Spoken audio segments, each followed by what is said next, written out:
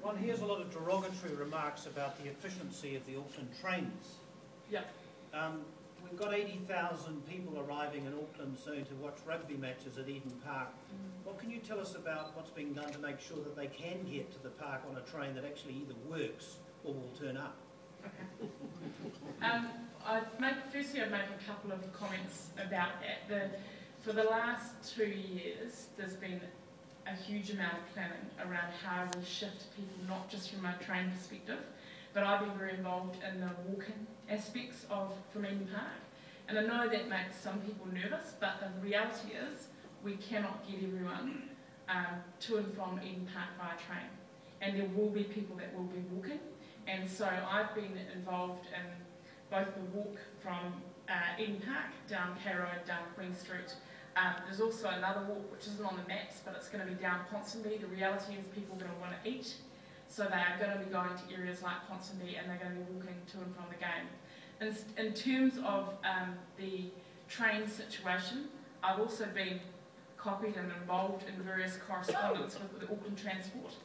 And I think there is, my understanding is that there's been a huge amount of work done on both the frequency of trains, but also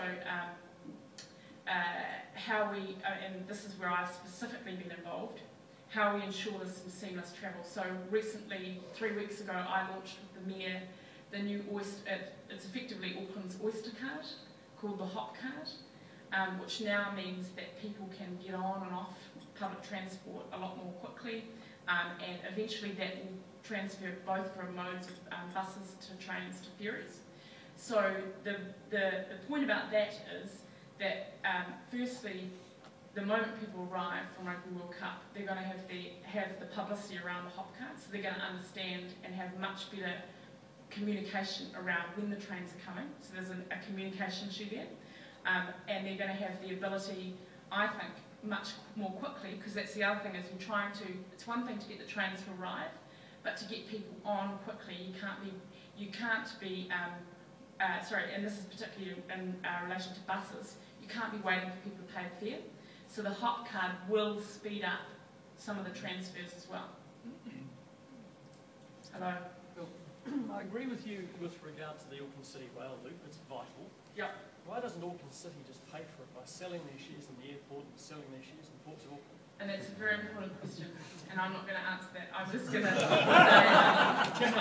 to say, all I'm going to say is that I will make a public statement this year about how I think they should pay for some of this infrastructure, and that doesn't mean that we might make some contribution, but my view is they have 30 billion in assets, and actually they could do the CB rail loop tomorrow. But there are some hard calls to make. The lack of international conference centre we're talking about for a long time. Yeah. And the Mayor also mentioned. When do you think time frame they should start doing something about that? Do you mean the convention centre? Yes. Okay, so the process is that the Ministry of Economic Development have put out expressions of interest. There are a number of bidders within that expression of interest process. We were initially, I think, going to make some announcements about that last year. I think, and I would have to check this, but my understanding is it's not that far away. So it'll be sometime this year that we will make some announcements about that. And look, there's some very strong views around where a convention centre should be located.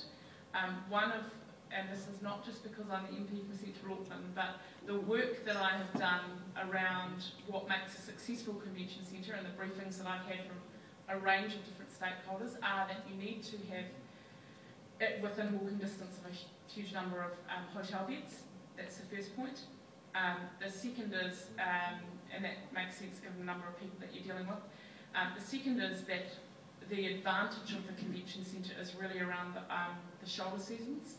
So that's what will create economic development for Auckland is being able to attract huge numbers of people in those off seasons.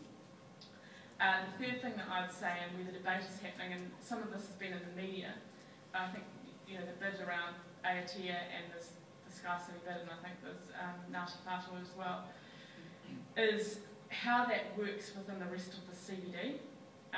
So, for instance, if you had it down the waterfront, what would that mean from a congestion perspective and traffic, and how far away is that from retail? So there's a whole lot of different things that are being considered as to the location of it.